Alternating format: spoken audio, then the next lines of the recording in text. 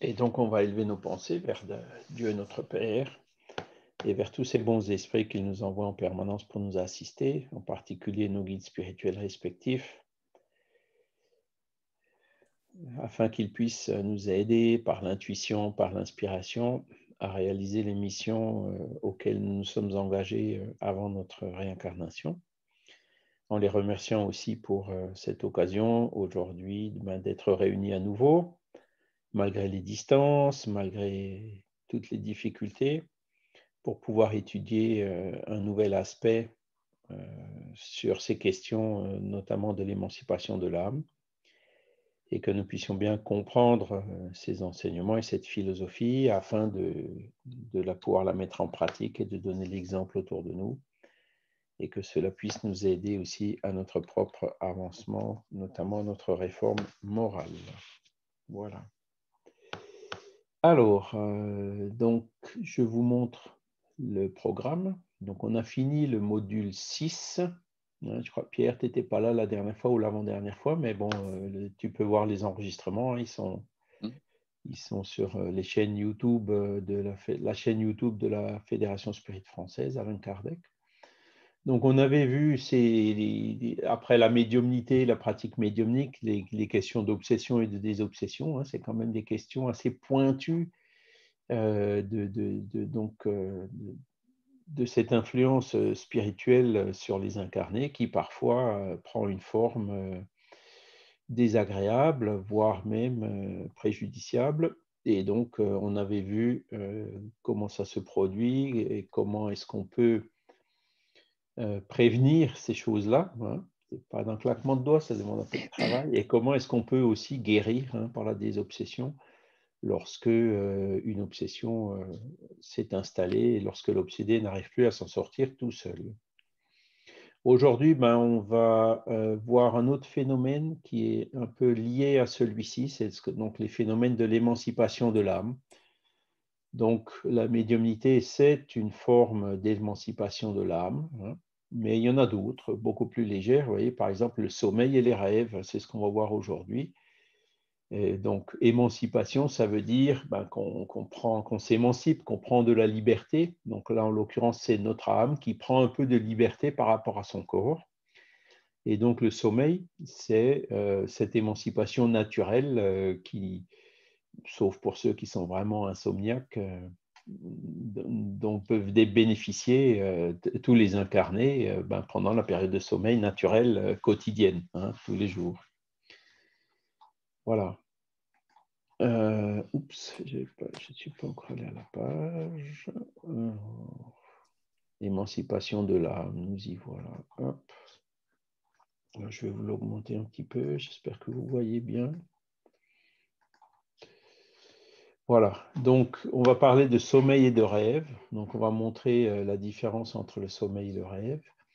Et on va justifier aussi cette importance du sommeil sous le point de vue spirit, parce que on connaît bien l'importance du sommeil d'un point de vue médical ou physiologique. Hein, on a vraiment tous plus ou moins. Hein, certains dorment très peu, quelques heures suffisent, d'autres dorment 8 heures par nuit, donc pratiquement un tiers de leur temps. Hein, on passe un tiers certains qui passent un tiers de leur temps de vie à dormir. Voilà. Voilà. Alors, qu'est-ce qui se passe pendant le sommeil? Donc, la question 401, posée par Kardec, les esprits répondent. Non, la question 401, Kardec demande, pendant le sommeil, l'âme se repose-t-elle comme le corps? Réponse des esprits, non. L'esprit n'est jamais inactif. Pendant le sommeil, les liens qui l'unissent au corps sont relâchés et le corps n'ayant pas besoin de lui, il parcourt l'espace et entre en relation plus directe avec les autres esprits. Alors, vous voyez, c'est assez fort comme réponse, hein, et ça correspond effectivement à la réalité. Donc, quand on dort, notre esprit, il se dégage naturellement du corps. Hein, alors, il y a toujours évidemment le lien fluidique qui reste, hein, le fameux cordon d'argent. On a vu Kardec, il a pu observer ça, par exemple, dans la Société parisienne des études spirites, il y a eu des communications d'esprits vivants, hein, l'esprit qui venait se communiquer par l'intermédiaire d'un médium pendant le sommeil, hein, de l'esprit communicant. Donc, pendant le sommeil, l'esprit se dégage et il peut médiumniquement aller donner une communication dans un groupe. Hein. Il y a plusieurs cas qui sont relatés dans la revue Spirit, notamment celle de Mademoiselle Indermühle. Donc, c'était une famille d'amis de Kardec, hein, qui habitait à Berne. Et alors, je ne me souviens plus de tous les détails, mais il me semble que cette... bon, donc déjà, c'était remarquable du fait que cette fille qui était handicapée, elle avait pu se communiquer, son esprit a pu se communiquer pendant sa période de sommeil. Hein. Et il me semble qu'il y avait aussi une question, elle est malvoyante, et donc à l'état d'émancipation, l'esprit, il a des perceptions, alors pas visuelles par les yeux physiques, hein, mais il a ses perceptions par les yeux de l'esprit et a pu décrire ce qui se passait dans la salle où il se communiquait. Donc voilà. Donc, notre esprit peut parcourir l'espace. Hein, donc, en général, c'est ce qu'on appelle la volitation. Hein, on se déplace à la vitesse de la pensée. Hein, donc, on peut traverser l'Atlantique quasi instantanément, comme d'ailleurs on le fait aujourd'hui avec ces ressources virtuelles. Voilà, c'est juste répéter. C'est peut-être pour ça qu'elles ont tellement de succès, quoi. Répéter ce qu'on peut faire, entre guillemets, naturellement, chaque nuit. Voilà. Et entre en relation plus directe avec les autres esprits. Donc, effectivement, quand on dort, notre esprit se dégage et peut rencontrer les parents défunts, les amis, les enfants, etc. Hein. Donc, peut rencontrer les autres esprits, le guide spirituel notamment. Hein. Voilà. Et donc, Kardec demande aussi à la question suivante, 402, oui, mais comment pouvons-nous juger de la liberté de l'esprit pendant le sommeil? C'est-à-dire, comment est-ce qu'on peut en être sûr que notre esprit vraiment se dégage et qu'il arrive à faire plein de choses pendant ce temps de sommeil? Réponse des esprits, par les rêves. Crois bien que lorsque le corps repose, l'esprit a plus de facultés que dans la veille. Il a le souvenir du passé et quelquefois prévision de l'avenir. Ah. Il acquiert plus de puissance et peut entrer en communication avec les autres esprits, soit dans ce monde, soit dans un autre. Donc, vous voyez, on peut même aller dans un autre monde, sur une autre planète ou dans un autre système solaire. Et donc ça, c'est aussi quelque part la preuve, hein, de la non-matérialité de l'esprit, puisque tout ce qui est matériel, hein, voilà, c'est une planète qui a 2 années-lumière, il faut au minimum 2 années pour y arriver, alors qu'à la vitesse de la pensée, c'est le temps d'un sommeil, on peut y aller et revenir. Voyez. Donc, ce sont ces éléments-là qui nous permettent aussi justement d'affirmer le fait que l'esprit n'est pas matériel. Voilà. Donc, l'esprit a plus de facultés pendant la veille.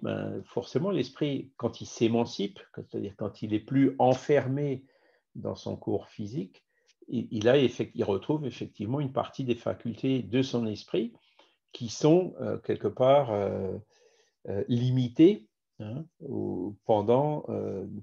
par cette barrière du corps physique pendant l'état de veille. Voilà. On peut le dire autrement aussi, l'esprit rentre dans la dimension spirituelle momentanément, hein, et donc dans la dimension spirituelle, il a effectivement plus de facultés et de capacités que dans la dimension matérielle, dans l'espace-temps, dans les 4 dimensions. D'accord? C'est une autre manière de dire la même chose. Voilà. Alors, il continue en disant « Le sommeil délivre en partie l'âme du corps. » Voilà.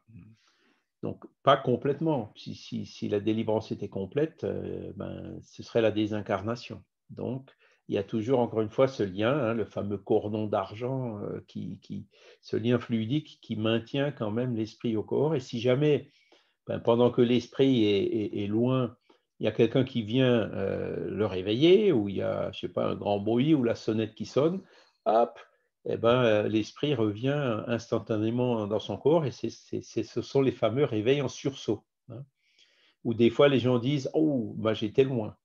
Et c'est une manière de dire, mais qui est effectivement tout à fait vraie. Quand on dort, on est momentanément dans l'état où on se trouve d'une manière fixe après la mort. Voilà. Le rêve est le souvenir de ce que votre esprit a vu pendant le sommeil. Mais remarquez que vous ne rêvez pas toujours parce que vous ne vous souvenez pas toujours de ce que vous avez vu ou de tout ce que vous avez vu.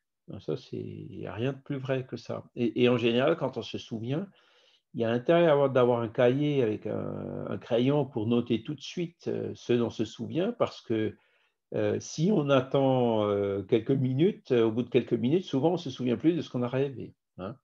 Vous voyez, c'est quelque chose de très fugace, et cette fugacité est justement liée, cette fugacité et le fait que ce ne soit pas complet, est justement lié à ce changement de dimension. Hein. Quand on passe de la dimension spirituelle vers la dimension corporelle, encore une fois, il y a le corps physique qui fait une sorte de filtre, et il n'y a pas tout qui passe. Et c'est pour ça que souvent les sommeils du rêve, c'est quand on est encore entre les deux, hein, quand on est encore plus vraiment dans le sommeil, mais pas encore vraiment complètement réveillé. Hein, et c'est là où les souvenirs se produisent.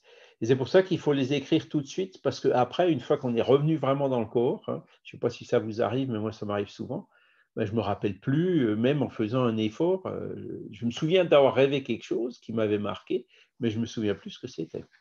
Hein. Je me souviens d'ailleurs rarement des rêves.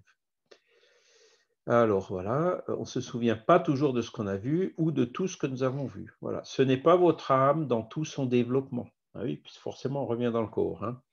Ce n'est souvent que le souvenir du trouble qui accompagne votre départ ou votre rentrée, donc le départ dans le sommeil et le rentrée dans le réveil, auquel se joint celui de ce que vous avez fait ou de ce qui vous préoccupe dans l'état de veille. Et c'est pour ça que les rêves, c'est toujours un mélange. Autant l'esprit peut emmener ses préoccupations quand il passe dans le monde spirituel, temporairement, hein, quand son âme s'émancipe et se dégage. Ensuite, il a des perceptions de ce qu'il voit dans ce monde spirituel. Ensuite, il revient au réveil dans le corps matériel, où il retrouve ses préoccupations qui se mélangent avec ce qu'il a vu dans le monde spirituel. Et c'est pour ça que les rêves sont souvent flous, souvent mélangés, souvent confus, entre guillemets. On a du mal à les interpréter. Par contre, des fois, alors je ne sais pas si ça vous arrive, mais moi ça m'arrive très rarement, mais ça m'arrive, avec un rêve qui est vraiment très très clair et très très net. J'ai vraiment rêvé de quelque chose. Et alors ce qui se passe dans ce cas-là, c'est que il y a certainement pendant l'état de sommeil donc cette volonté de ramener ce souvenir, et donc il y a peut-être un travail soit de nous, soit certainement aussi assisté par les guides spirituels, qui nous aident justement à conserver un meilleur souvenir de ce rêve. Voilà. Donc, vous voyez que chaque nuit, c'est formidable. Hein, voilà, notre esprit se libère. On n'en a pas toujours conscience. C'est pour ça aussi que on se ressource. C'est pour ça aussi qu'on dit de la nuit porte conseil. Il y a plein de choses qui sont liées à ça. Hein. Je me souviens d'une dame qu'on avait visitée un jour. J'ai un rail, il y a le soleil qui... Bon, tant mieux, on va le laisser. Une dame qu'on a visitée un jour et qui était en fait, elle était enceinte et elle était diabétique. Donc, tous les médecins lui avaient dit, écoutez, il y a un risque quand même pour votre santé, vous pouvez mourir de l'accouchement, donc on vous conseille d'avorter. Voilà. Et puis, donc, elle était un peu réticente par rapport à ça. Et puis, voilà, elle a dit, laissez-moi réfléchir un peu. Et puis, dans les jours qui suivaient, elle a fait un rêve qui dit, où quand elle s'est réveillée, elle a dit, non, ça y est, je ne vais pas avorter parce que tout va bien se passer. Et effectivement, tout s'est bien passé. Voilà. Donc, ça c'est typiquement voilà, le conseil que cette dame, elle est allée chercher dans l'au-delà, qui lui a dit, non, non, t'inquiète pas. Voilà. Et donc, finalement, l'enfant, il est né. Voilà, et elle était diabétique et il n'y a vraiment eu aucun problème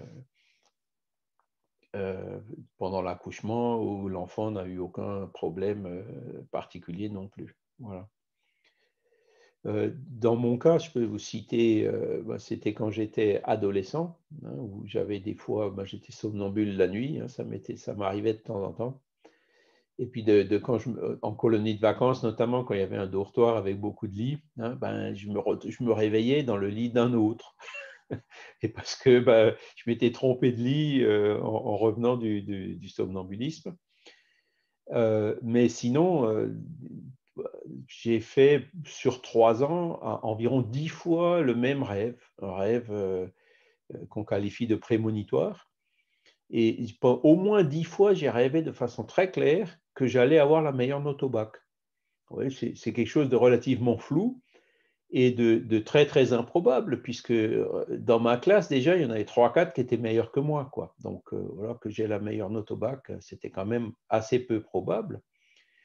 Et donc, ça a duré pendant 3 ans, jusqu'à ce que le jour du bac est arrivé. Et puis, quand j'ai eu les résultats du bac, c'est moi qui ai eu la meilleure moyenne de l'Académie de Strasbourg, bac C et E confondus. Donc, voilà. Donc, c'est alors, ne me demandez pas comment j'ai fait, ni pourquoi, et pourquoi est-ce que j'ai rêvé ça. C'est certainement les esprits qui avaient déjà voulu un petit peu, à cette époque-là, me secouer un peu et puis me préparer pour la suite. Voilà. Je ne suis pas devenu spirit suite à ça, loin de là. Mais ça m'avait quand même marqué à l'époque en me disant, mais punaise, pourquoi tu as rêvé 10 fois ça? Et donc, à partir de là, j'étais convaincu de la réalité des rêves prémonitoires, évidemment, puisque j'avais rêvé de quelque chose de tout à fait improbable qui a fini par se réaliser. Voilà. Donc, ça fait partie, encore une fois, de cette émancipation de l'âme quotidienne, hein, nocturne. Alors, on continue. Donc, la question, toujours cette même question 402, ça doit être une remarque de Kardec. Par l'effet du sommeil, les esprits incarnés sont toujours en rapport avec le monde des esprits. Voilà, donc notre rapport avec le monde des esprits, déjà, il nous inspire même pendant la veille, ils peuvent nous inspirer, mais pendant le sommeil, donc le contact, hein, le rapport, il est même encore plus proche, hein, puisqu'on est carrément avec eux. Et c'est ce qui fait que les esprits supérieurs consentent sans trop de répulsion à s'incarner parmi vous. Alors là, c'est un fait intéressant, quoi, parce que des esprits supérieurs, qu'est-ce qu'on peut citer comme esprit supérieur? Jésus, hein, il était venu se réincarner en Judée il y a 2000 ans, c'était un sacré panier de crabes là-bas, hein, avec les pharisiens, avec toutes les guerres, les luttes, l'invasion des Romains, enfin bon, il a quand même accepté cette mission de venir s'incarner là-bas, hein. Et bon, il y en a beaucoup d'autres, hein. Regardez Gandhi, tout ce qu'il a pu faire en Afrique du Sud et après en Inde, toutes les contrariétés qu'il a pu subir et tout.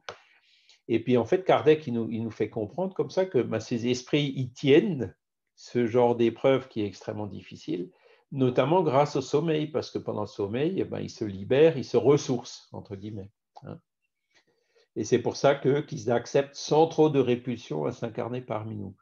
Voilà, parce que ça doit quand même être difficile, hein, quand on est, pour un esprit élevé, de venir se réincarner sur cette planète encore si, entre guillemets, lourdingue.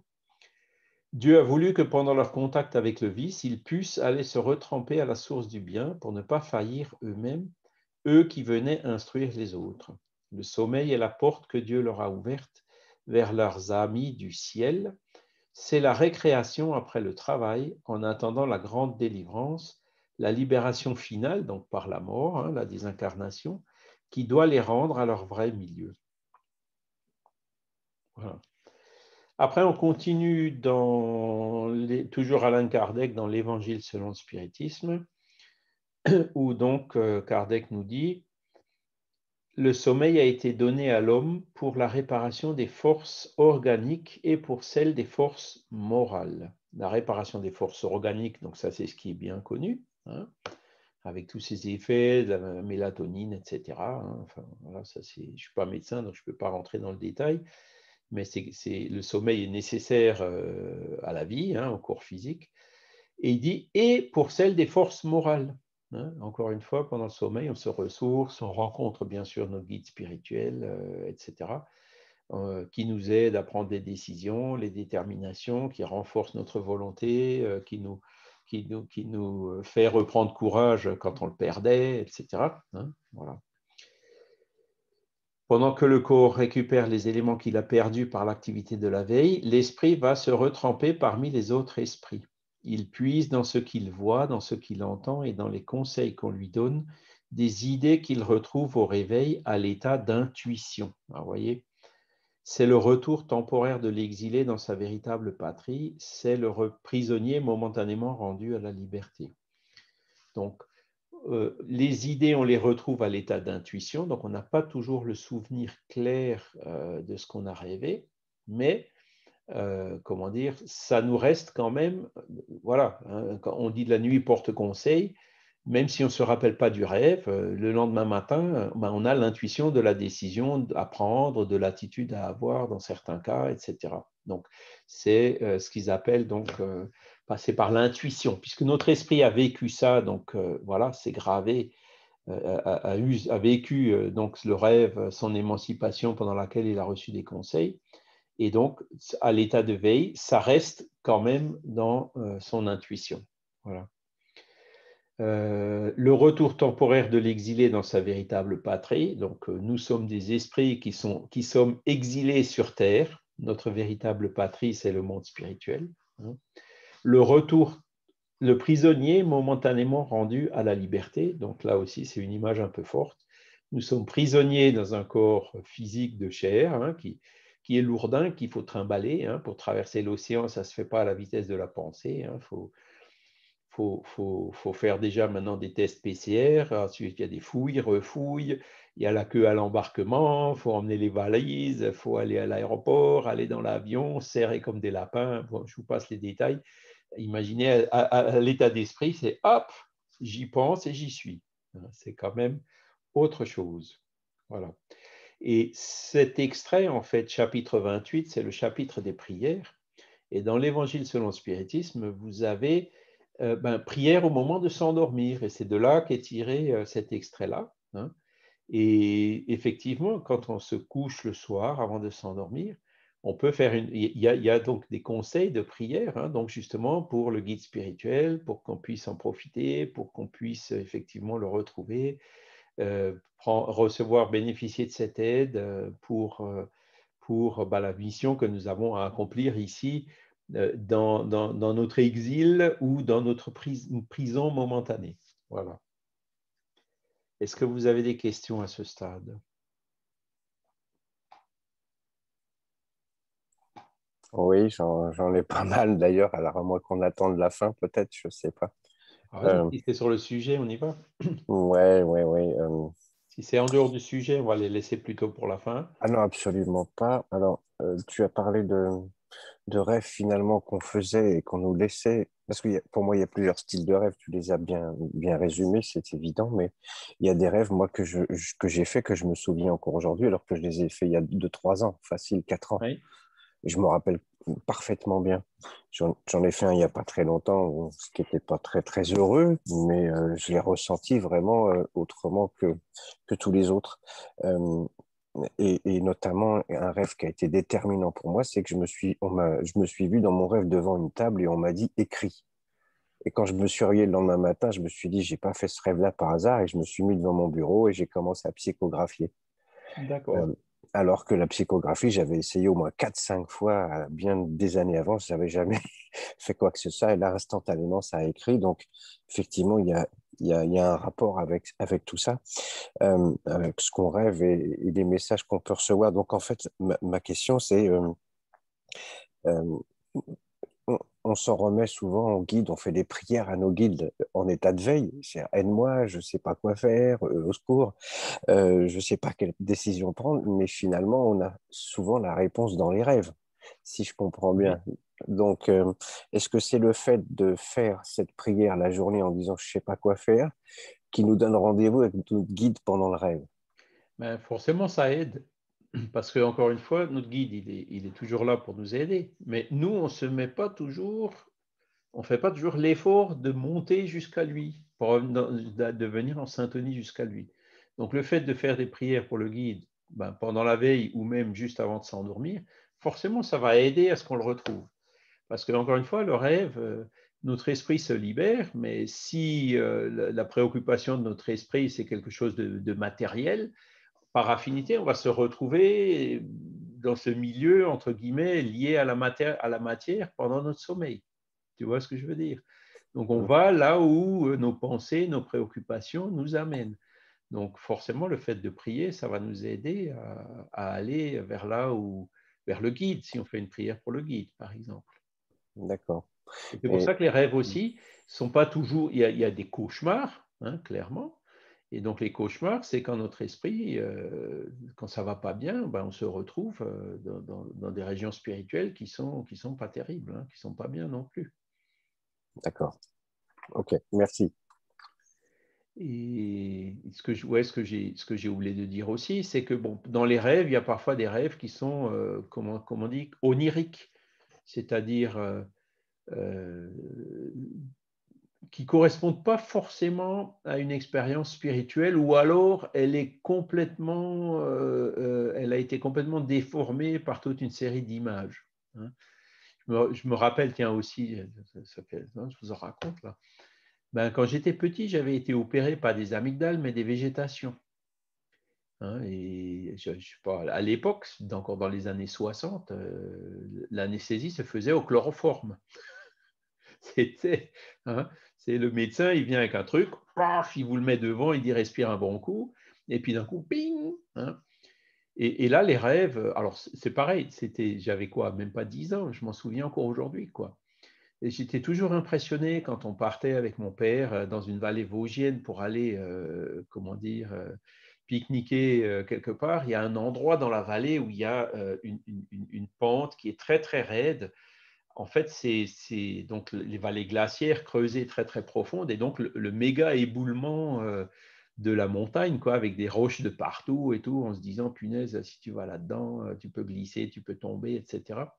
Et ben, pendant ce rêve, je voyais cet éboulement. Alors, la paroi, elle avait les couleurs du drapeau américain. Je ne me demande pas pourquoi. Et il y avait un espèce de train, et ding, ding, ding, qui sonnait comme ça avec une clochette, un peu comme les trains comment on dit, des parcs d'attractions. Hein, et qui roulait, et puis avec cet éboulement, voilà. Donc ça, c'était un rêve. Bon, pour moi, ce rêve, il n'avait aucune réalité. Ça correspondait tout simplement à une espèce de préoccupation ou de peur que j'avais quand j'étais petit.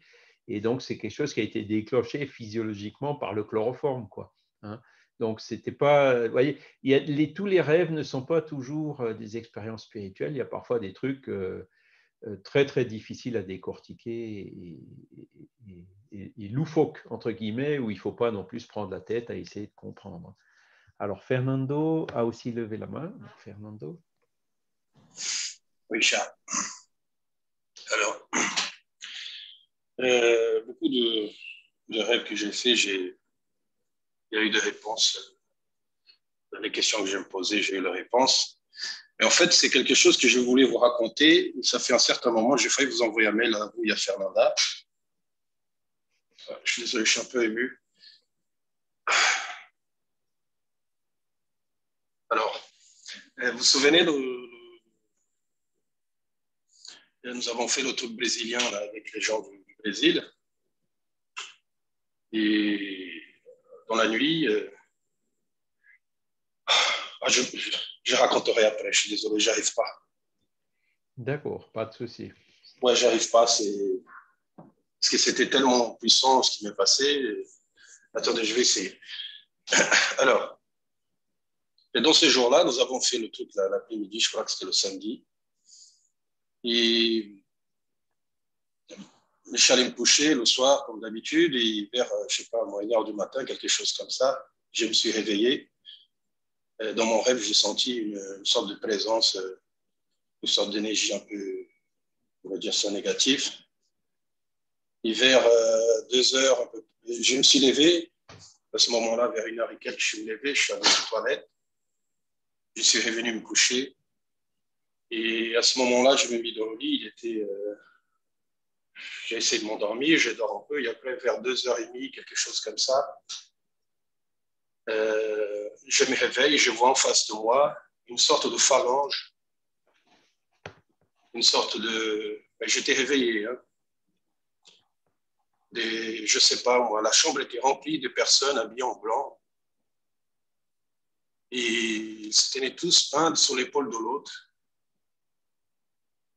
Et il me parlait, je ne sais pas si c'était en portugais, il me disait nous faisons partie du centre spirit de celui que nous avons participé, la légende,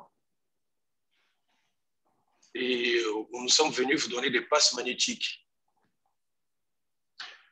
Alors, il y avait, je ne sais pas moi, une vingtaine de personnes dans la chambre, mais de tous différents, de toutes couleurs, barbus, blancs, noirs. Et ils se tenaient tous un sur l'épaule des autres, et ceux qui étaient devant avaient leurs mains tendues, les deux mains tendues.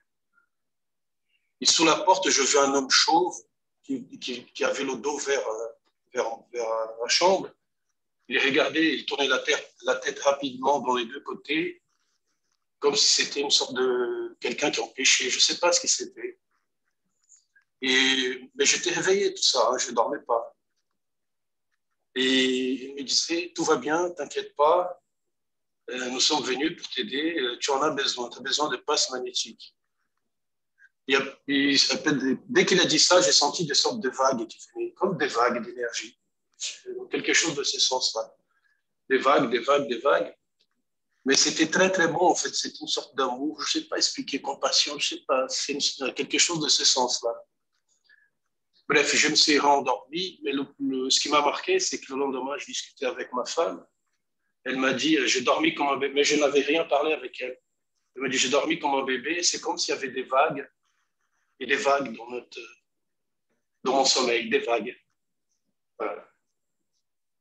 Et ça m'a énormément marqué, parce qu'il y avait tellement d'amour dans ces gens-là. Voilà. Oui, merci Fernando. Alors ça, c'est vrai que ça ressemble un peu aux sensations aussi des EMI, puisqu'une EMI, hein, c'est aussi quelque part un aller-retour dans l'au-delà, hein, sauf que dans des conditions un peu différentes, mais il y a des analogies avec ça. Et ce que ton témoignage montre aussi, c'est que quand on a une réunion, une formation ou quelque chose d'important pendant la veille, il se peut que cette réunion se prolonge encore pendant le sommeil avec les mêmes esprits qui étaient impliqués pendant la veille. C'est ça, c'est voilà. Ça. En fait, ils m'ont dit qu'ils étaient là. Ils voilà. nous accompagnaient, en fait. Et après, j'ai dit, tiens, est-ce que j'envoie un mail? On ne voit pas. Parce que ça a beaucoup bouleversé. Parce que, en fait, je ne dormais pas. En fait, oui, après, j'ai eu tellement de vagues comme ça, des passes magnétiques comme ça, que je me rendormis et je me réveillais le lendemain en forme. Mais c'était extrêmement étrange, surtout leur visage. C'était pas méchant, c'était des gens bien, ça se voyait, mais la façon qu'ils avaient fait, ça veut dire, je le voyais clairement, un qui tenait sur l'épaule des autres et ceux qui étaient devant qui donnaient des passes. C'était très... Voilà. Ouais. Et ce genre de situation nous montre justement l'importance de savoir discerner les bons esprits des moins bons. Hein. Même dans ces situations-là, ça peut être effectivement utile. Alors, il y a beaucoup d'autres mains qui sont levées, donc je vais les prendre dans l'ordre. Donc c'était Michel, après Morissette et après Fernanda. Donc Michel, s'il te plaît.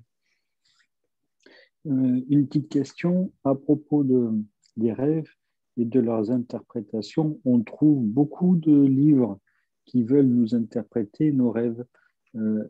Est-ce que est-ce que c'est juste, est-ce que c'est pas juste? Est-ce qu'il existe quelque chose de plus ou moins spirit qui puisse nous aider dans l'interprétation des rêves? Voilà ma question. Alors, il me semble que tu m'avais déjà posé la question, ou quelqu'un d'autre m'a posé cette question récemment. J'ai pas trop, je l'ai noté, c'est dans mes notes, mais j'ai pas trouvé de livre encore spécifique sur les rêves. Mais je vais me renseigner ce coup-là. Donc, en français, du moins, j'en connais pas beaucoup ou pas. Il y en a aucun qui me vient comme ça dans la tête. Hein. Vous trouverez dans la littérature, à la fois dans Kardec, il en parle, de Chico Xavier, il parle aussi des rêves. Il y a certains livres de Divaldo qui parlent aussi de certains cas de rêves comme ça, mais un livre qui systématise ce genre d'études, j'en connais pas. Effectivement, c'est intéressant parce que les rêves peuvent s'interpréter sous le paradigme matérialiste ou sous le paradigme spiritualiste. Et comme on voit ici qu'il y a une composante spiritualiste qui est très très forte dans le rêve, forcément, la meilleure interprétation, ce sera celle qui sera donnée avec ce point de vue-là. Hein. Une interprétation d'un point de vue purement matérialiste, elle sera forcément plus limitée de par la limitation du paradigme matérialiste. Mais je me le renote, hein, et puis je vais chercher, et puis si je trouve, je te le dirai, quoi. Merci, Charles. Alors après, c'était Morissette.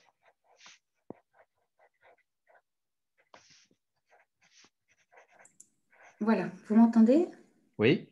Oui, voilà. J'ai envie de dire que si je suis là aujourd'hui dans cette magnifique philosophie, ben, c'est parce que on m'a offert le livre des esprits en rêve. Voilà. Ah oui. Et que tout a été un petit peu construit comme ça, et beaucoup à travers les rêves. Et aussi, un des guides de résonance qui s'est manifesté comme ça. Et donc, son nom était assez particulier. Donc, il s'appelle Chrysotome. Mais voilà, je lui dis que jamais je ne vais pouvoir retenir un nom comme ça.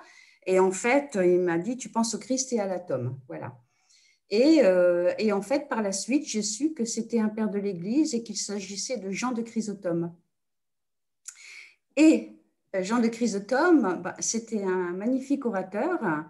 Et ce guide me disait que lorsque j'allais parler, voilà, parce que j'étais très timide avant, lorsque j'allais parler, il allait intervenir. Ouais. Et donc, on le surnommait Bouche d'or. Voilà. Donc, on a pu faire tous les liens comme ça. Et après aussi, des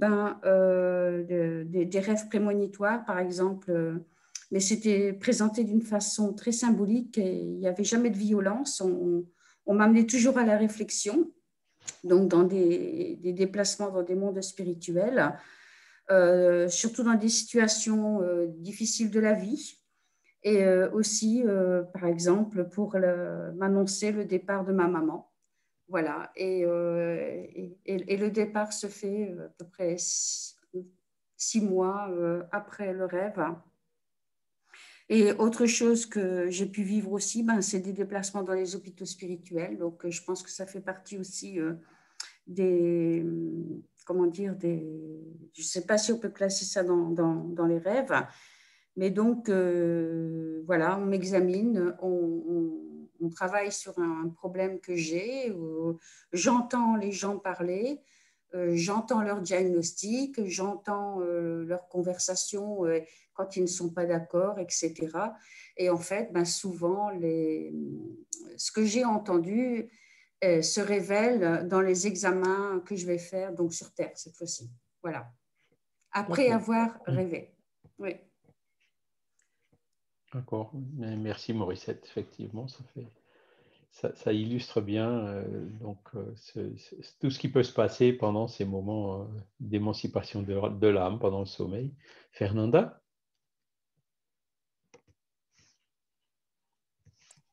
Oui, bonjour à tous et merci pour le témoignage de tout le monde, c'est très intéressant. Par rapport au cas dit Fernando, moi aussi, mais je ne sais pas si c'est un rêve ou c'est plutôt un dédoublement parce que je vois mon corps aussi et souvent on fait des travaux avec des groupes comme ça. On visite des hôpitaux et différents endroits. Et le chauve que tu as vu, ce n'est pas... Je vais t'envoyer une photo et tu me diras si c'était cette personne-là. Elle s'appelle Joaquim. C'est un grand travailleur du centre spirit où je travaillais au Brésil. Et lui, il a désincarné le mois dernier. Mais il continue travaillant. Il travaille encore dans le plan spirituel.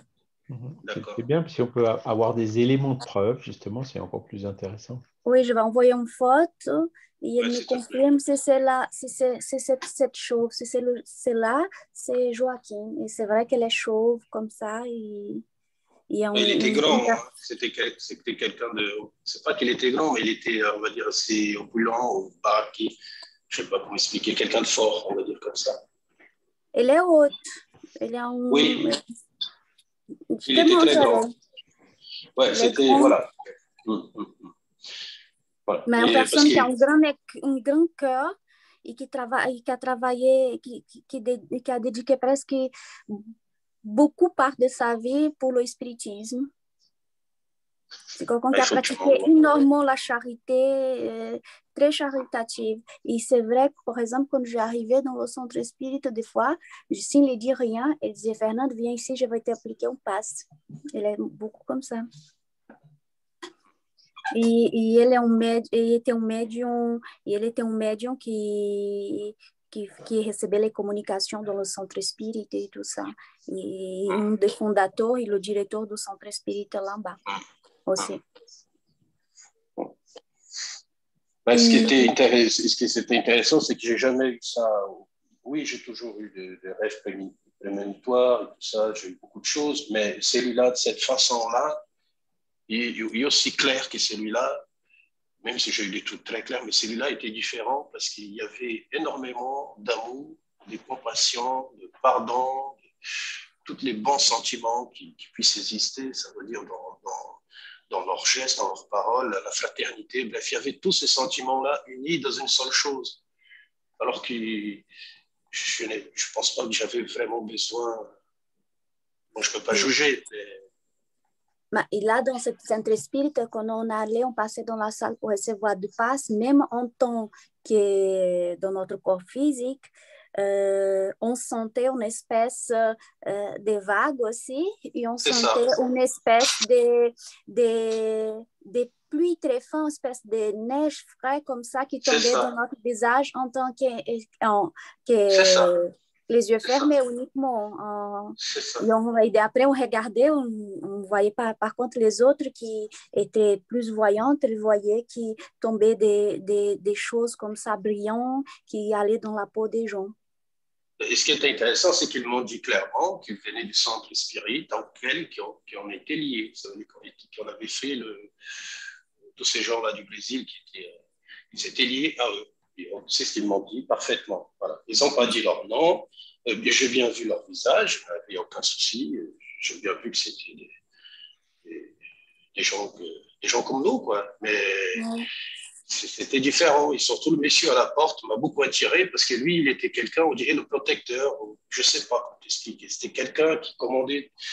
Je ne sais pas. Bref. Ah oui, c'est une belle personne.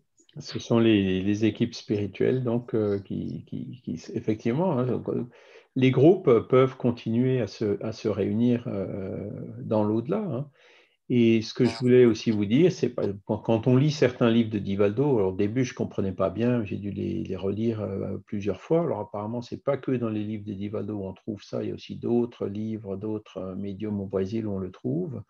C'est que, par exemple, la personne qui est médium peut continuer une forme de travail médiumnique pendant son sommeil, où donc les guides spirituels utilisent l'esprit de la personne qui dort, qui réalise aussi une sorte de travail médiumnique dans l'au-delà, ou donc qui permet justement aux esprits élevés d'entrer en contact avec les esprits moins élevés qui veulent aider, hein, parce que les esprits moins élevés ne voient pas toujours les esprits élevés. C'est pour ça qu'ils ont besoin de médiums. Alors, dans les réunions médiumniques classiques, comme on a vu dans les cours précédents, où le médium incarné incorpore, par exemple, un esprit obsesseur dans le travail de désobsession, hein. Ce genre de réunion se fait aussi dans l'au-delà. Hein, et ça, je me suis dit, tiens, c'est bizarre, pourquoi est-ce que dans l'au-delà, les bons esprits, ils ont besoin d'un esprit incarné pour faire des espèces de réunions médiumniques et contacter donc les esprits moins avancés. Bon, c'est ce qu'on voit. On ne voit pas ça dans Kardec, mais on voit ça dans la littérature complémentaire spirit. Voilà. Alors, il y a Christophe aussi qui a levé la main. Et ensuite, je m'excuse, oui. Une petite... alors, je crois que c'était par rapport... Je rebondis juste vite fait sur ce qu'avait dit Michel par rapport au livre qui peut exister sur la signification des rêves. Là, j'essaie de retrouver le passage, mais ils le disent dans le livre des esprits qu'il n'y a aucun livre, que c'est des croyances qui sont tenues qu'à nous, en fait, et que c'est des croyances qui sont... un peu des croyances de bonnes femmes, comme ils disent des fois, et qu'il faut pas, qu'il n'y a aucun livre qui résume les rêves, en gros, c'est ce qu'ils avaient dit. Et d'autant plus que selon la culture et selon les continents, bien sûr, et peut-être même les époques, quelqu'un qui va relever d'un serpent en Occident va avoir peur, alors que dans un autre pays, au contraire, c'est un animal comme le rat, je crois. Le rat, c'est un animal mythique, qui est un animal très précieux dans un autre pays. Donc, on aura beau rêver d'un rat dans un pays ou dans un autre, ça n'aura pas la même signification. Donc, il n'y a aucun livre qui résume ça a priori. Et ce que je tenais surtout à rebondir sur ce qui a été dit, d'ailleurs dans ce livre, c'est quand on dort, on est momentanément dans l'état où l'on se trouve d'une manière fixe après la mort. Ça, c'est ce que j'avais retenu lors de mon étude. Ce qui voudrait dire, Charles, que quand on rêve, quand on est au paradis, qu'on est bien, c'est un petit peu, quand on est désincarné, c'est des endroits où on va vraiment se retrouver. Et puis que celui qui fait des cauchemars, c'est celui qui va se retrouver dans le fameux seuil. On va avoir ces mêmes sensations. Parfois, dans nos rêves, on ressent même des douleurs, des coups, ou quelqu'un qui vous embrasse, on ressent vraiment une caresse. Dans un rêve, on a vraiment l'impression qu'on est dedans. Donc, j'ai beaucoup aimé cette phrase. Effectivement, c'est quand on dort, on est momentanément dans l'état où l'on se trouve d'une manière fixe après la mort. On peut peut-être développer là-dessus, c'est hyper intéressant, je trouve. Oui, alors pour répondre à cette question, donc, je veux juste vous remontrer cette partie-là du support, hein, où il dit, voilà, donc les esprits, en gros, voilà, qui sont tôt dégagés de la matière à leur mort, ont eu des sommeils intelligents. Ceux-là, quand ils dorment, donc les esprits élevés, hein, qui ne sont pas attachés à la matière, rejoignent la société des autres êtres supérieurs à eux. Ils voyagent, causent et s'instruisent avec eux. Ils travaillent même à des ouvrages qu'ils trouvent forts, qu'ils trouvent tout fait en mourant. Hein. Donc, vous voyez, on peut écrire un ouvrage dans l'au-delà, pendant le rêve plutôt. Voilà pour les esprits élevés, mais pour la masse des hommes qui, à la mort, doivent rester de longues heures dans ce trouble, le fameux trouble, hein, de la mort, ceux-là vont soit dans des mondes inférieurs à la Terre, où d'anciennes affections les rappellent, soit chercher des plaisirs et peut-être encore plus bas que ceux qu'ils ont ici. Voilà. Donc ça répond, je pense, partiellement, c'est surtout, en fait, la loi d'affinité qui joue dans ce cas-là, quoi.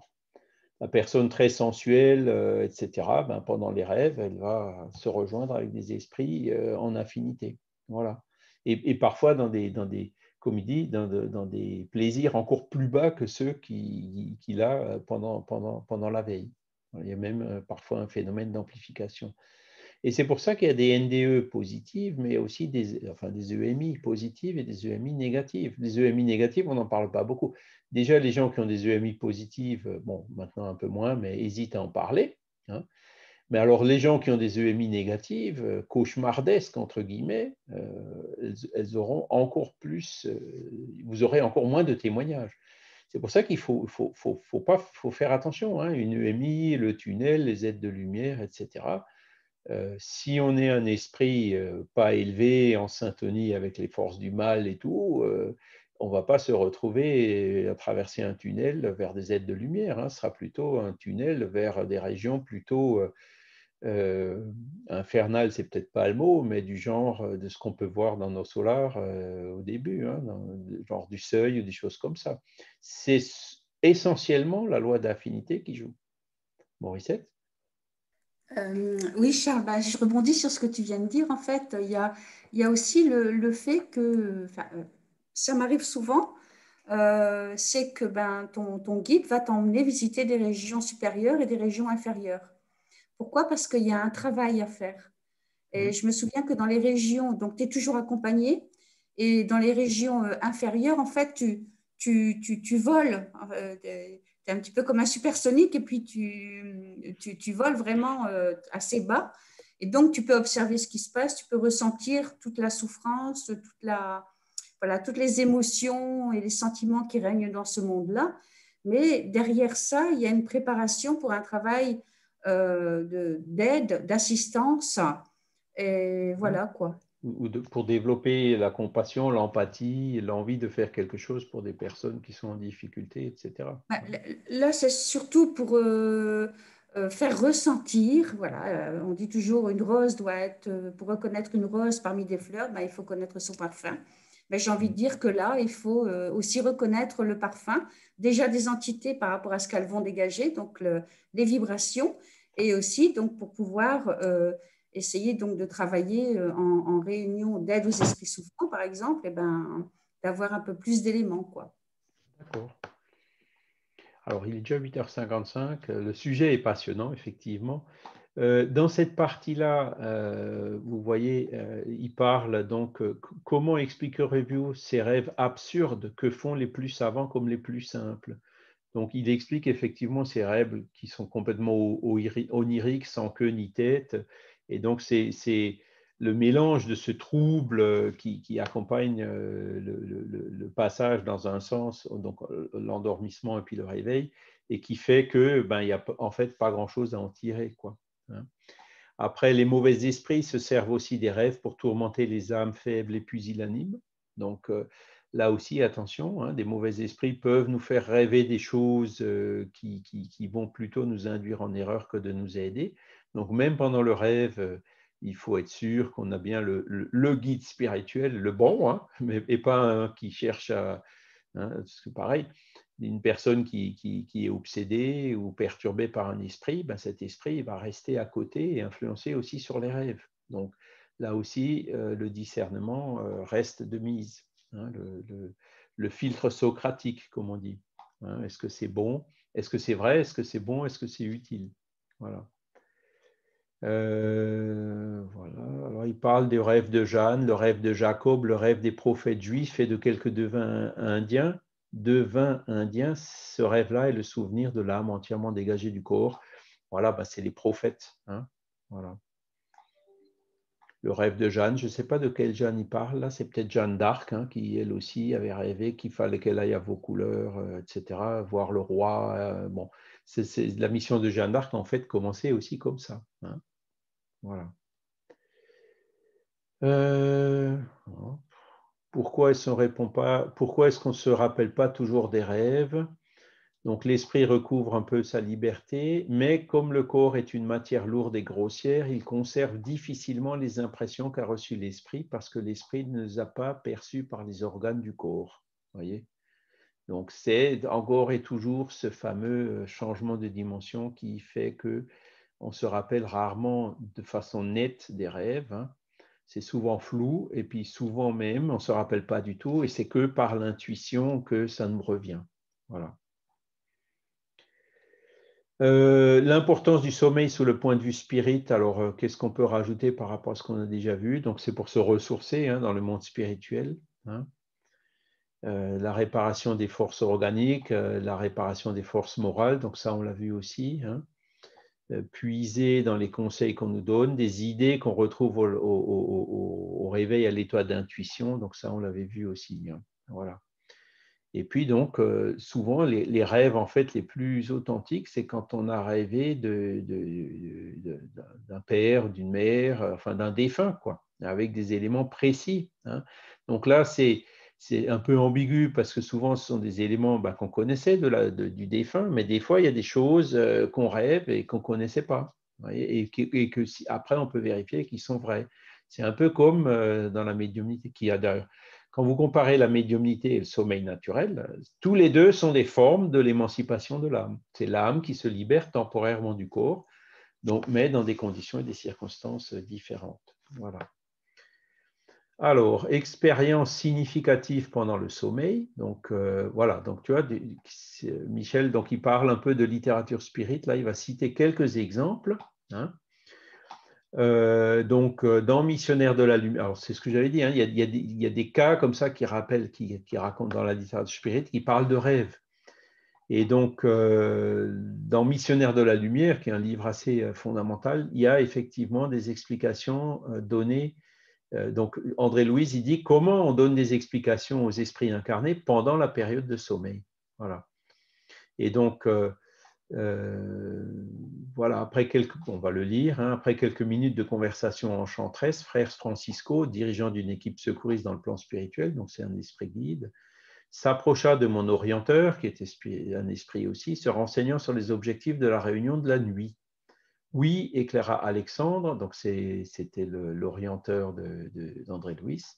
Nous aurons un travail d'orientation générale auprès de certains de nos amis concernant les problèmes de médiumnité et de psychisme sans détail particulier. Si vous me le permettez, dit son interlocuteur, je souhaiterais amener quelques compagnons qui collaborent fréquemment avec nous. Ce serait pour nous une grande satisfaction de les voir profiter du temps du sommeil physique. Donc voilà. Donc vous voyez le guide spirituel qui allait chercher quelques compagnons incarnés pour participer aux cours qui étaient organisés dans l'au-delà. Sans aucun problème, le service d'aujourd'hui est destiné à la préparation de nos coopérateurs encore incarnés. Nous serons à votre disposition et recevrons vos auxiliaires avec allégresse. Alors, je vais couper un petit peu. Voilà. Conduisez vos amis au site que vous connaissez. Le groupe de secouristes s'éloigna, me laissant une véritable monde de pensées nouvelles. Selon des informations antérieures, Alexandre dirigeait cette nuit-là une petite assemblée d'étudiants et dès que nous nous retrouvâmes seuls, il m'expliqua serviable. Notre groupe d'étudiants terrestres, donc pendant le sommeil, possède déjà un certain nombre de personnes. Cependant, il manque certaines qualités essentielles pour fonctionner avec un plein profit. En vue de cela, il est indispensable de doter les compagnons de connaissances plus constructives. Répondant aux injonctions de cet ordre, j'ai établi un cours d'éclaircissement méthodique pour améliorer la situation. Nous comptons dans notre centre d'études avec un nombre supérieur à 300 personnes. Vous voyez, c'est des grandes réunions. Toutefois, à peine 32 arrivent à briser les toiles les plus basses, des plus basses sensations physiologiques pour assimiler les leçons. Donc voilà.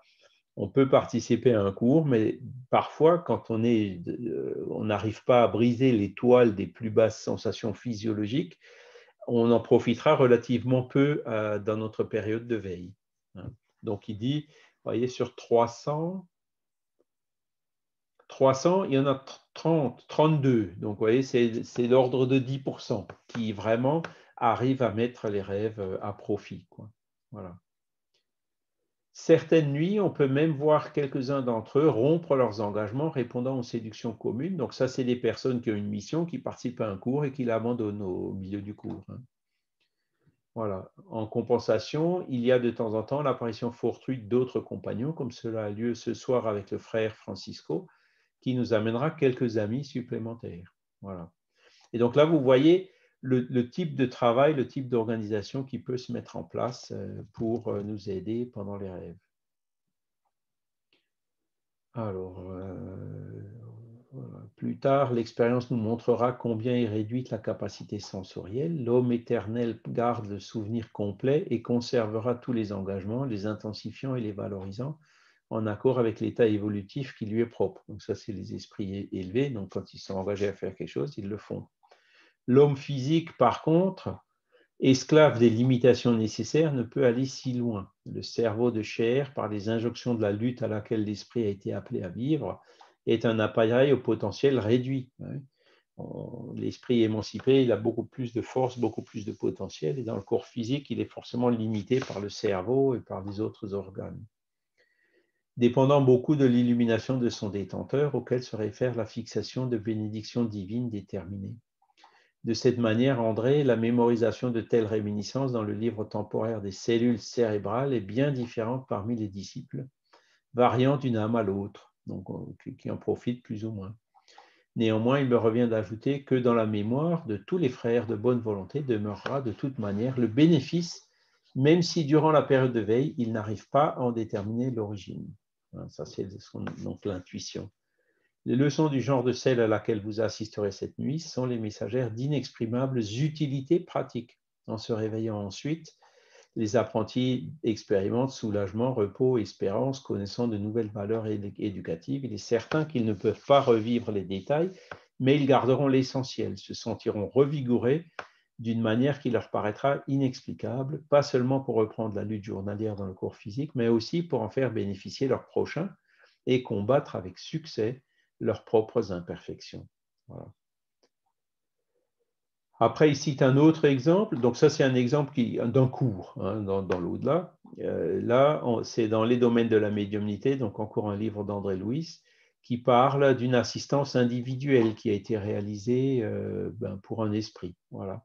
Et donc là aussi, cet accueil fraternel, cette aide, elle peut se réaliser aussi pendant le sommeil. Voilà. Un épisode de sommeil provoqué par les esprits bienfaiteurs objectivant une analyse, une assistance personnalisée. Voilà. Donc, délicatement, ils commencèrent tous les deux à lui appliquer des passes sur la tête. Donc, les esprits qui appliquaient une passe sur la personne incarnée. Anésia se vit prise dans un doux processus d'hypnose qu'elle attribua à la fatigue. Ne luttant pas rapidement, elle laissa le corps dense dans la prostration du sommeil, venant à notre rencontre en dédoublement presque naturel. Cela dit, elle ne paraissait pas aussi consciente sur notre plan qu'il l'aurait été souhaitable. Centralisée sur l'affection envers son mari, Jovino, constituait une obsédante préoccupation. Donc, vous voyez, même pendant le sommeil, les préoccupations de la veille ne s'effacent pas et peuvent bloquer le sommeil et puis nous empêcher justement de nous émanciper ou même de bénéficier d'une assistance, comme c'est le cas ici. Elle reconnut Théonilia et Aulus comme des bienfaiteurs et nous lança un regard significatif de sympathie. Voilà. Donc, elle s'est quand même rendu compte qu'il y avait deux guides autour d'elle. Mais elle se montrait abasourdie et affligée. Elle voulait voir son époux l'entendre. Donc, l'assistant résolu de la satisfaire, soutenu par les bras de l'admirable ami, elle prit la direction qu'elle semblait avoir devinée, comme si elle eût possédé d'avance toutes les données nécessaires à la localisation de son mari, intégrant un groupe joyeux dans une attitude de profonde intimité. Voilà. Entourant ce groupe, plusieurs entités qui nous étaient inconnues formaient un cercle vicieux de vampires qui ne percevaient pas notre présence. Donc, vous voyez, ça illustre encore une fois, la personne qui en rêve voit son époux qui est dans un, je sais pas, dans un bistrot ou dans une maison close ou ailleurs. Et donc, elle voit ça d'un point de vue spirituel avec toute l'assistance, toute cette chape de plomb d'esprit qui, par affinité, se regroupe avec les incarnés dans ce genre de milieu-là. Voilà. En se retrouvant face à son compagnon dans la position où il se trouvait, elle lâcha un douloureux cri et s'effondra en pleurs. Ben oui, forcément, il y a la vérité qui vient au jour. Hein. Avec nous, la suivant, elle recula, blessée par l'affliction et la surprise, et aussitôt que nous fûmes de retour sur la voie publique, caressée par l'air léger de la nuit, l'assistant la prit paternellement dans ses bras, la jugeant davantage maître de sa personne que de la souffrance. Bien que la souffrance eût modifié son visage, il lui parla avec la plus grande tendresse. « Ma sœur, reprend Troie, tu as prié, demandant l'assistance spirituelle, nous sommes ici, t'apportant notre solidarité. Ressaisis-toi, ne perds pas espoir. » Voilà. Donc, ils sont en train d'aider cette femme donc, qui a des soucis avec son mari. « Espoir, clama la pauvre créature, j'ai été trahi, misérablement trahi, et la conversation entre eux se poursuivit et émouvante et expressive. Trahi par qui? Par mon époux qui a manqué aux engagements du mariage. Mais admettrais-tu par hasard que le mariage soit une simple excursion dans le jardin de la chair? Supposes-tu que l'union terrestre soit à peine la musique de l'illusion s'éternisant dans le temps? Mon ami, le foyer est une école où les âmes se rapprochent pour le service de leur propre régénération, visant le perfectionnement qu'il nous revient de présenter dans le futur. Ignores-tu qu'il y a des professeurs et des élèves dans l'école, etc., etc. Donc, vous voyez, les esprits, quelque part, qui l'aident à comprendre ce qui se passe et puis quelle est sa mission auprès de cet homme qui l'a trahi ou qui ne correspond pas forcément à ce qu'elle attendait au cas idéal, mais qu'elle, donc par les qualités qu'elle peut déjà avoir, elle peut aider. Voilà. On ne va pas tout lire parce que je pense que ce serait trop long, mais je vous encourage à regarder le support. Hein, et voilà. Et donc, voilà. Et petit à petit, alors, elle reconnaît aussi le pourquoi de ce genre d'attitude, l'influence d'autres esprits qui viennent encore se mêler à toute cette histoire, etc. Voilà. Donc, ça, c'est un cas d'assistance. Et le troisième cas ici, donc c'est dans Il y a 2000 ans, hein, donc c'est le fameux roman d'Emmanuel. Donc, il parle d'un cas de rêve pendant lequel, pendant les rêves aussi, on peut se souvenir d'une existence passée. Voilà. Et donc, Publio Lentulus, hein, voilà, qui dit « Je me suis couché tôt et alors qu'il me semblait apercevoir près de moi l'image de Thémis, donc c'est une déesse romaine, hein, ça se passe à l'époque des Romains en Israël, que nous gardons sur notre autel domestique comme tous ceux qui exercent les fonctions de la justice, j'ai senti qu'une force extraordinaire scellait mes paupières fatiguées et endolories. Néanmoins, je voyais d'autres endroits en reconnaissant les paysages familiers que j'avais complètement oubliés. Donc, clairement, là, il s'est souvenu d'une existence antérieure. Réalité ou le rêve, je ne sais le dire, je me suis vu pourtant les insignes de consul au temps de la République. Donc, c'était dans une vie passée.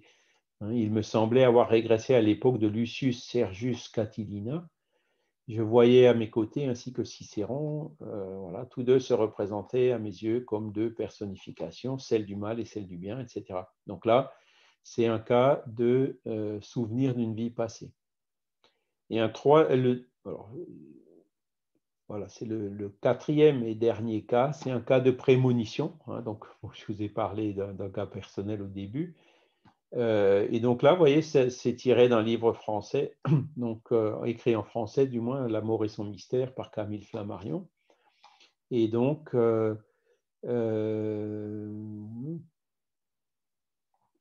voilà, donc qui a été rapporté par le chercheur M. Frédéric Passy. Voilà. Et donc, il raconte là un cas de prémonition. Alors, il y a des prémonitions de mort, il y a des prémonitions vraiment très, très fortes qui peuvent se faire. Hein. Donc, voilà, environ 3 mois avant l'entrée des Français en Russie, hein, le général était avec elle. Elle rêva qu'étant à l'hôtel dans une ville inconnue, son père était entré tenant son fils unique par la main. Ton bonheur est fini, ton mari est tombé, il est tombé à Borodino. Voilà. Elle s'éveilla avec un grand trouble, mais voyant son mari près d'elle, elle reconnut que c'était un rêve. Le manque de peau, le rêve, en fait, il s'est réalisé plus tard. Son mari est effectivement, il tombera à Borodino pendant la bataille de cette campagne napoléonienne. Voilà. Donc, ce sont 4 expériences de rêve. Donc, vous voyez, des livres spécifiques, j'en connais pas, mais après, dans la différente littérature, vous trouverez plein de choses. Je vais m'arrêter là. Est-ce que vous avez encore des questions? Alors, il y a Morissette qui a la main et puis Christophe.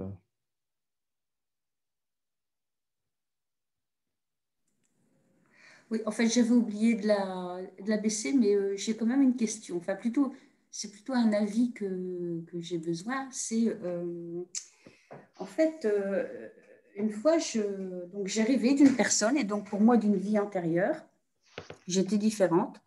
Ce monsieur était mon époux, et j'avais 2 enfants. Et donc, j'étais commerçante, tout comme à l'époque, quand j'ai fait ce rêve. Et en fait, j'ai vraiment vu ce monsieur, et ce monsieur s'est présenté à moi, donc en chair et en os, le lendemain, pour demander du travail.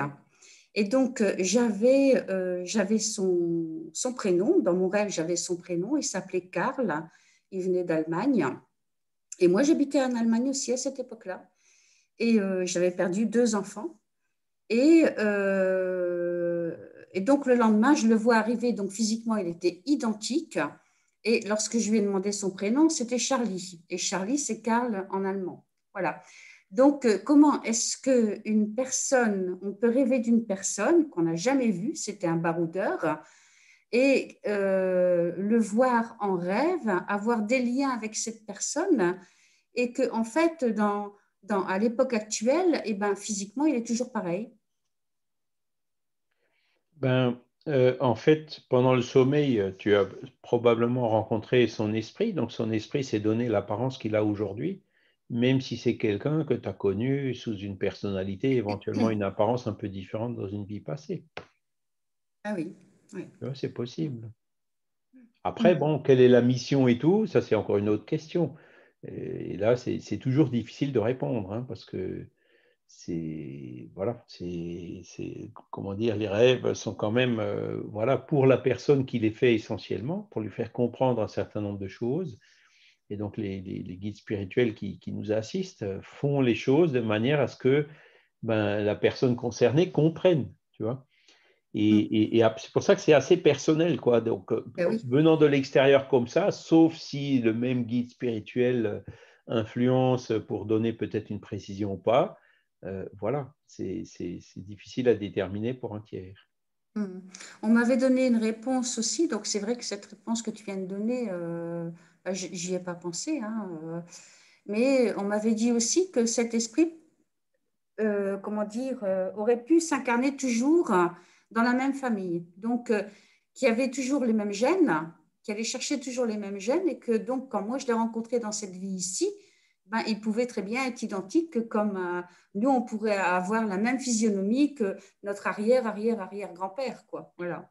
Oui, ah, peut-être, mais moi je pense plutôt que, voilà, que si c'était dans un rêve, ben, tu as vu son esprit s'est montré à toi tel qu'il est dans la vie d'aujourd'hui. Ah oui, d'accord. Et Hein, donc je là, pense ben, que j'ai eu c'est, accès. mais même si derrière, tu as reconnu une personnalité que tu as connue dans une vie passée, tu vois.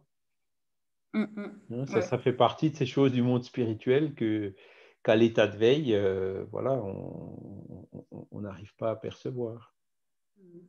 Donc c'était une vie antérieure, en fait, voilà, dans laquelle j'ai Voilà, été. c'était une vie antérieure. Et quelqu'un, bon, c'est comme quand on rencontre quelqu'un qu'on a connu dans une vie antérieure, il y a ce sentiment de tiens, j'ai déjà vu quelque part, alors qu'en fait, tu l'as jamais Mhm. vu.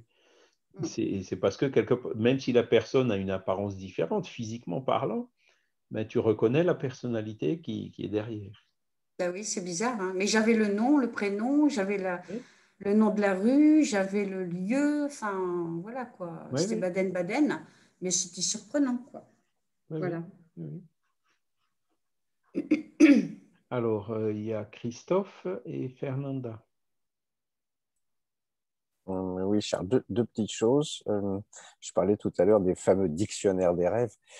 Euh, j'ai un collègue qui m'a relaté une chose il y a quelques semaines d'ailleurs, il n'y a pas très longtemps, en fait, qu'il avait trois amis respectifs, un peu de temps d'intervalle, qui avaient tous fait le même rêve, c'est-à-dire qu'ils avaient un accident et qu'ils perdaient dans cet accident toutes leurs dents.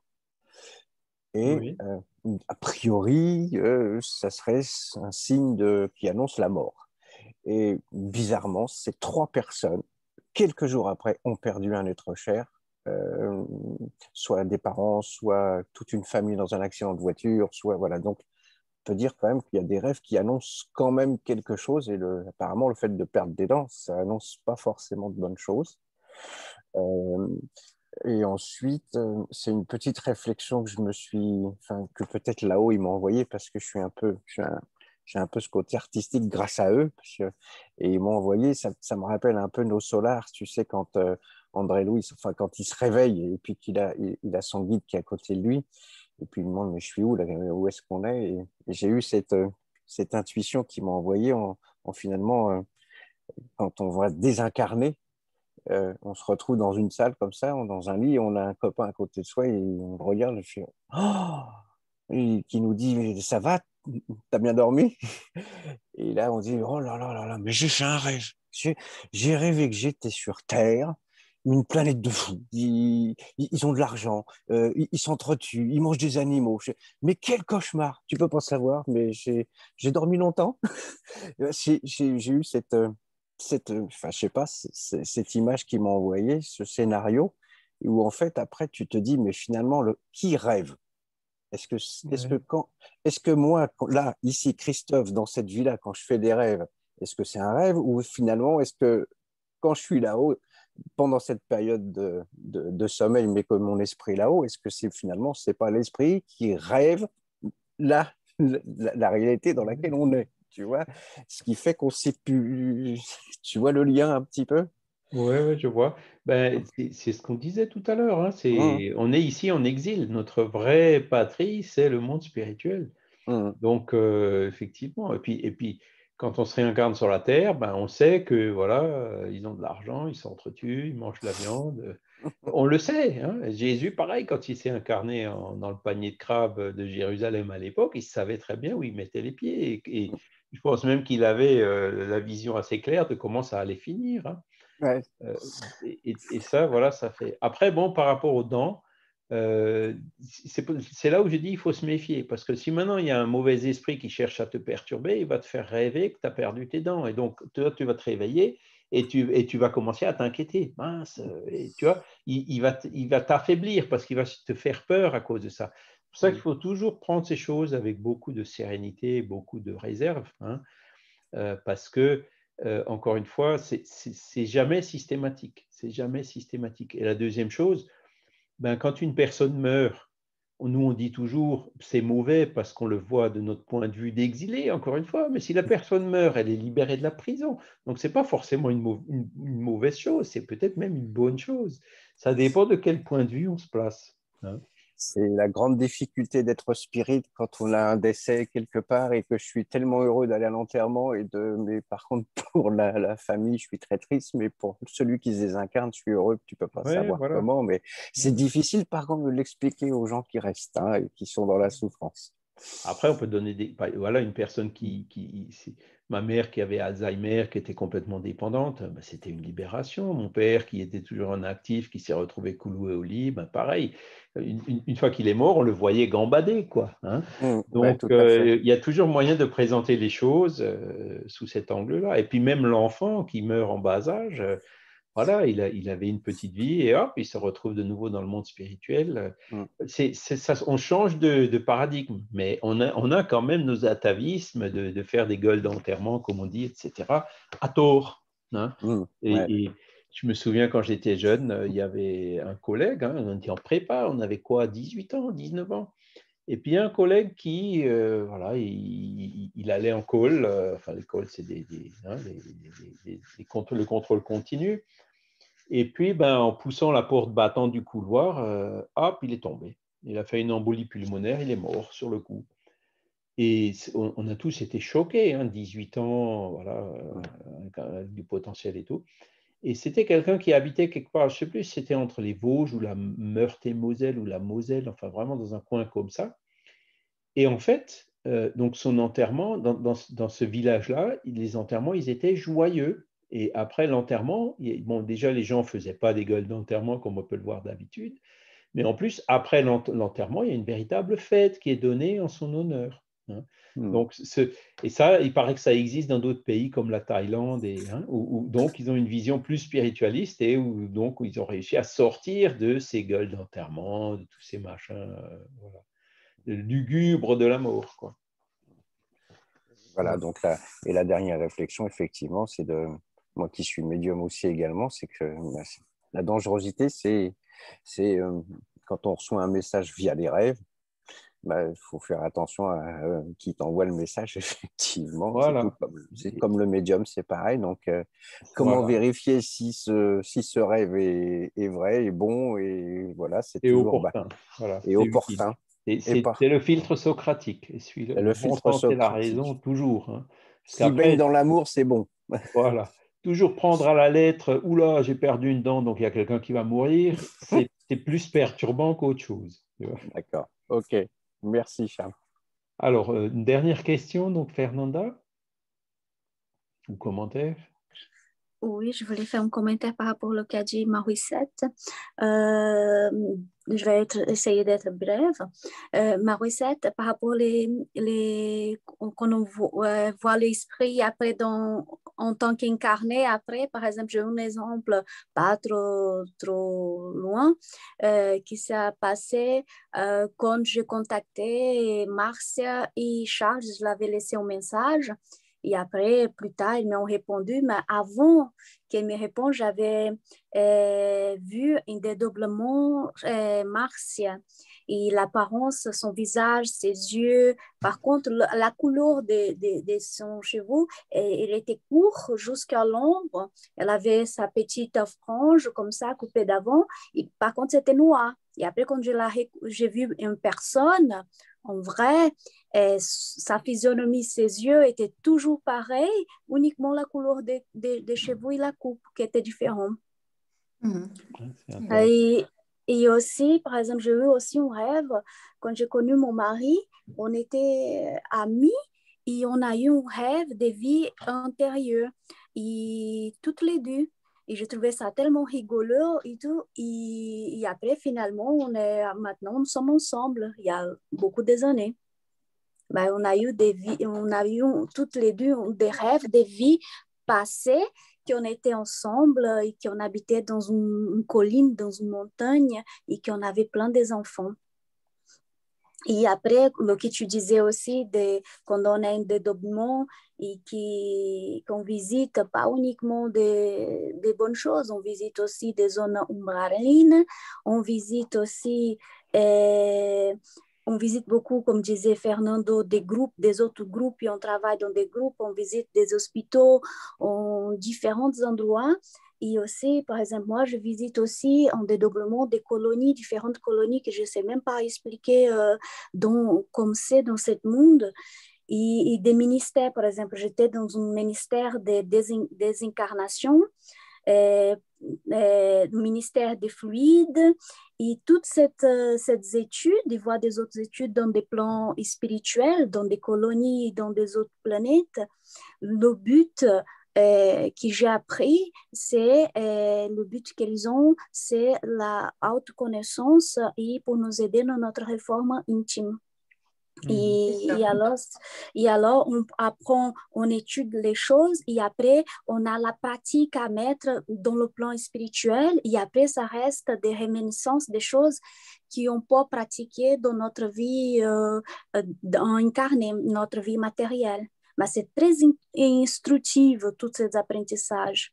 Et c'est pour cela que j'ai déjà proposé plusieurs fois à Charles qu'il faudrait qu'on s'organise un jour, qu'on se sentira plus prête de faire une réunion médiumnique bien organisée, avec cette équipe spirituelle qui on peut étudier comme le but de la réunion, une réunion instructive, une réunion médiumnique instructive, con cette but-là d'être avec cet esprit, avoir cette opportunité conscient de faire cette formation au-delà qu'on fait déjà et pouvoir avoir l'opportunité de se rappeler mieux do qu'aujourd'hui et de façon plus consciente. D'accord. Il y a toujours, oui. il y a toujours un enseignement derrière, hein. Toujours, hein. C'est pas... Il faut qu'il y en ait un. Parce que s'il n'y en a pas, si c'est inutile, il faut se poser la question. Oui. Vraiment, il y a toujours un enseignement, les choses à comprendre nous-mêmes, parce qu'il n'y a même pas d'intervention ni de réponse qui sont données qui vont s'opposer à notre libre arbitre non plus. Et dernière chose, à un moment donné, donc je devais calligraphier des messages, c'est ce qu'on m'avait demandé, donc mais je ne savais pas calligraphier. Et je sais que toutes les nuits, je me retrouvais dans un lieu devant un grand tableau blanc avec une personne à côté de moi que je connaissais. Pour moi, c'était le guide spirituel. Celui, en tout cas, j'aime pas trop dire le guide spirituel parce qu'il est assez sévère, mais en tout cas l'instructeur. Voilà. Et toute la nuit, j'apprenais à calligraphier et le lendemain, je reproduisais la calligraphie que j'avais apprise sur un dessin. Enfin, voilà quoi. Donc, c'est très varié. L'apprentissage est extrêmement varié. Ouais. Ok, il est déjà 9h30, je crois qu'on va s'arrêter là pour aujourd'hui. Donc, merci à tous pour tous ces témoignages intéressants donc, sur l'émancipation de l'âme. Donc, aujourd'hui en particulier, donc, le sommeil naturel et aussi, donc, on a vu le dédoublement, la médiumnité, qui sont d'autres cas d'émancipation de l'âme, mais qui ont beaucoup de points en commun. Et donc, on va remercier les bons esprits pour cette occasion d'avoir pu être réunis aujourd'hui, de tous ces enseignements, de tous ces échanges, en souhaitant que cela puisse nous aider justement à devenir meilleurs et à réaliser la mission à laquelle nous nous sommes engagés en nous réincarnant sur cette terre.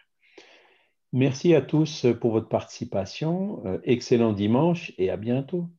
Merci Charles. Tu peux m'envoyer le lien, Charles, s'il te plaît, le lien Zoom? Oui, je te l'enverrai par mail ou voilà, parce que là-dessus, il va pas rester. D'accord. Merci beaucoup.